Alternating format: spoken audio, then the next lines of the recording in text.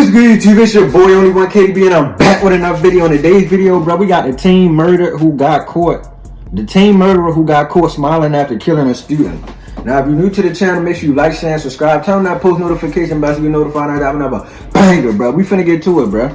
Make sure y'all follow me on the gram, too, at KDB.Young and not Younger.KDB, because that is not me, bro.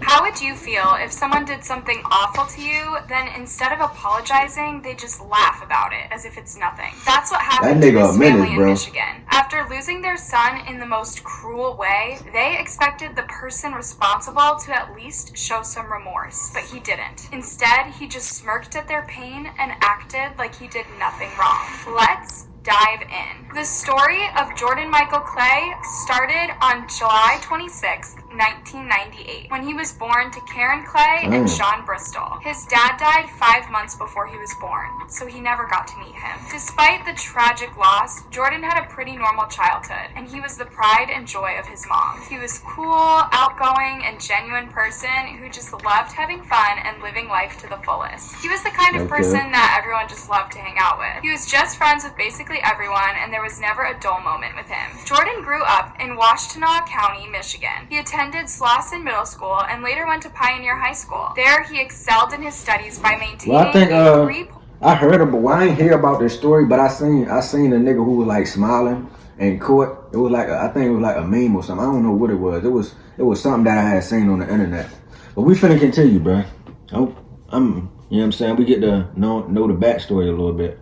0.7 GPA. He was also a great athlete and played in the school's football team, never missing an off-season workout or team functions. Due to his hard work and dedication, he was always receiving awards such as the Scholar Athlete Award and the NAACP Award. Jordan loved working with his hands. He would take paper clips and rubber bands and just make stuff out of it. He hoped to become an engineer one day. The year 2016 was supposed to be the best year in Jordan's life. He had just turned 18 years old and was living alone in a condo complex in Ann Arbor. It was his final year in high school, and he was looking forward to graduation and prom. He was also super excited about joining the University of Michigan next year. On October 4th, a maintenance worker at the complex heard some gunshots. He ran to check and found Jordan lying on a path outside the building with a single gunshot wound to his head. The police were immediately called to the scene, and they started investigating. The investigation took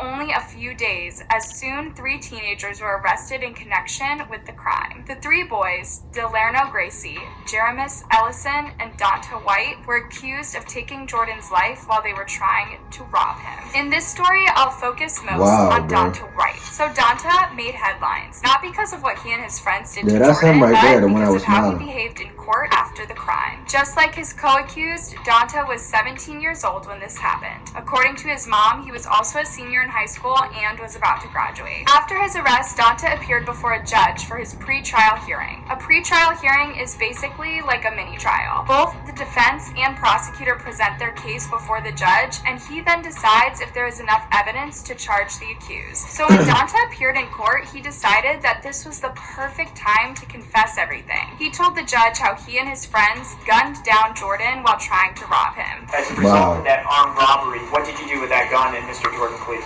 Shot him. Where did you shoot him? On the top.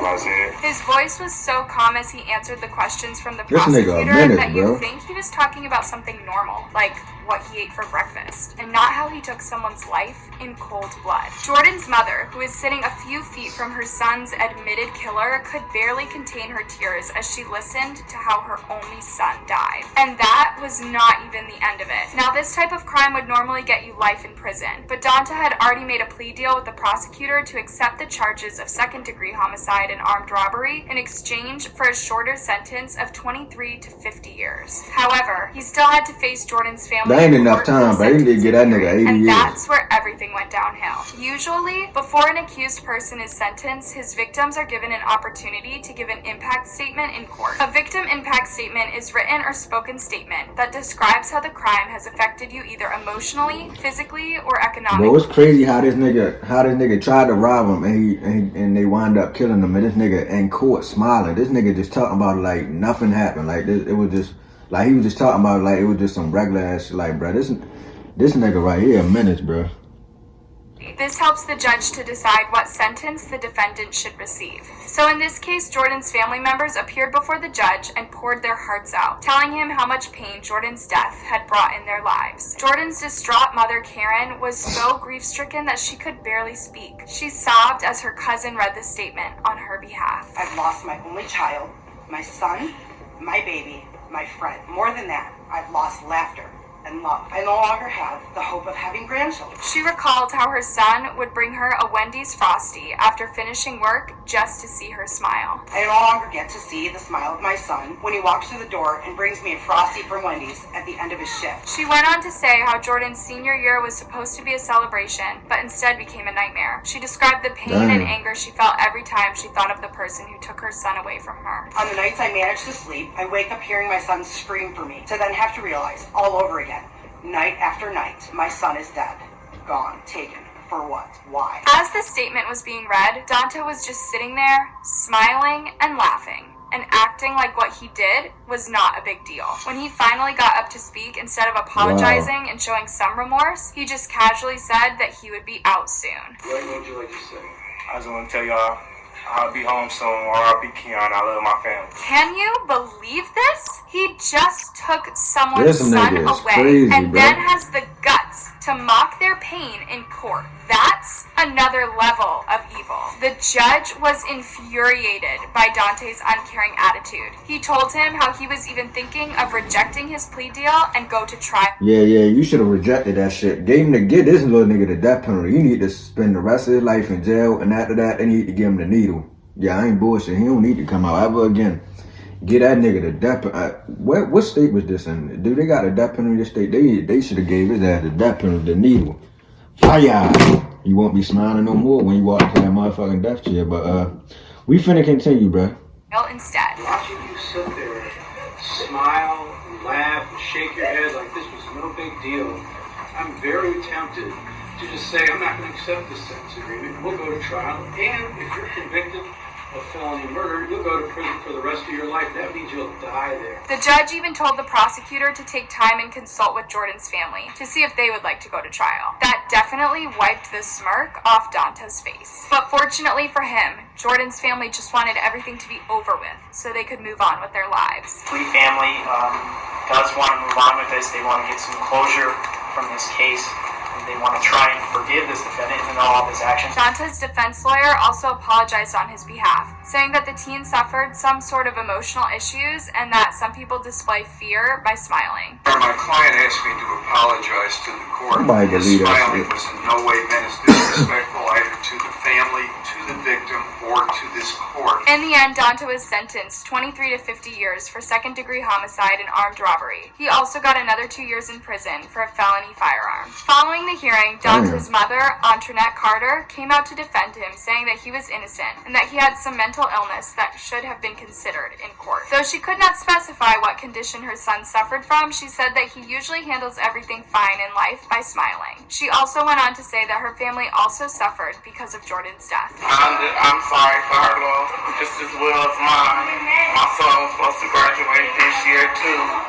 And I mean, it's just bad all the way around. While I get what she's saying, you just can't compare the two losses. Karen just lost her son completely. She would never get to speak to him or see him ever again. On the other hand, Antoinette could visit her son in prison whenever she wanted. And also, her son was the culprit. He knew what he was doing when he pulled the trigger. So, I'm sorry, but he deserved more than he got. Anyway, Dante's accomplices, Jamaris and Delano, got a lesser sentence of 15 to 40 years after they also pleaded guilty to the charges. Delano apologized to his family and Jordan's family, but Jamaris only apologized to his family. This case is just insane. Taking someone's life is already bad enough, but then you act like you did nothing wrong? That's just cold. For me, 23 to 50 years is not enough time to pay for such a heinous crime. I feel really bad for Jordan's family. The pain they went through after losing their son must have been great. And then they had to watch their son's killer make a mockery of their loss. I'm even surprised they did not decide to let him face the full wrath of the law in a trial. Jordan was an intelligent and hardworking guy with a bright future ahead of him. He did not deserve to have his life cut short like that. May he rest in peace. That's the end of our video today. What do you think about this case? Should Dante... That's gonna do it for the video, bro. If y'all enjoyed that reaction, make sure y'all like, share, and subscribe, and I'm out of here, bro. This was crazy, bro. Bro, I don't know if they got the death penalty where this. I don't even know where this happened at, but maybe they said it in the video. I just missed it. But yeah, they should have gave that nigga the death penalty, bro.